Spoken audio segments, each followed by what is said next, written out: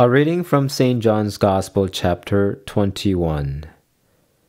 Jesus showed himself again to the disciples by the Sea of Tiberias, and he showed himself in this way.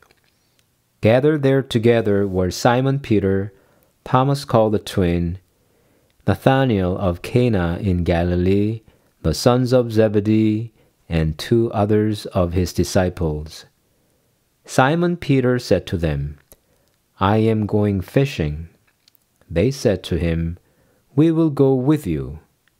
They went out and got into the boat, but that night they caught nothing. Just after daybreak, Jesus stood on the beach, but the disciples did not know that it was Jesus. Jesus said to them, "Children, you have no fish, have you?" They answered him, "No." He said to them, "Cast the net to the right side of the boat, and you will find some." So they cast it, and now they were not able to haul it in because there were so many fish. That disciple whom Jesus loved said to Peter, "It is the Lord." When Simon Peter heard that it was the Lord, he put on some clothes, for he was naked, and jumped into the sea.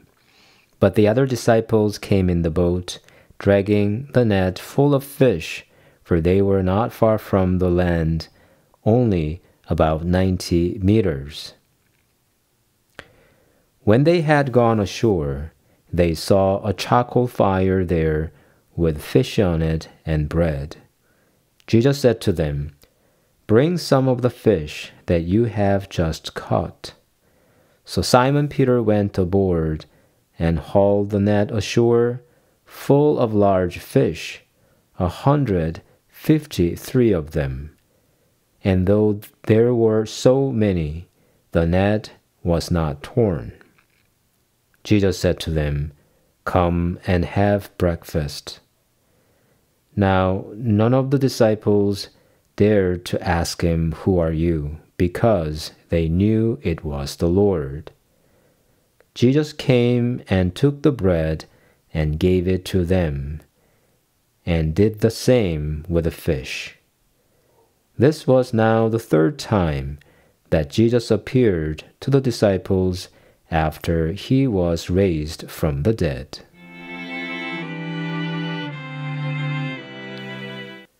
For some reason, St. Peter decided to go fishing after the risen Christ had appeared to him and the other disciples.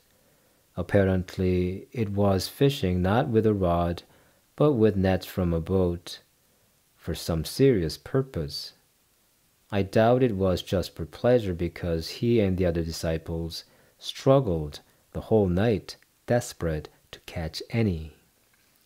We don't know exactly why they had to stay all night, but eventually they spent the whole night for nothing. Did they go fishing because they did not know what to do, even if risen Jesus had confirmed them of his resurrection? Or was it a symbolic event that suggests the apostles were trying to proclaim the good news and to gather new people for Christ without any success? Or they might have gone fishing because they were dismayed at their unsuccessful attempts to bring good news to people. They might have thought they should go back to their old job, since there was no Jesus who could lead them together like before, although he had risen from death. Anyway, risen Jesus showed his power once again. He filled the nets of the apostles. The apostles only had to haul them to the shore. The apostles were reminded that their life and their work were in the hand of the Lord. One of the difficulties of priesthood is to handle frustrations. Often I feel defeated when there is no result. The number of parishioners is staggering.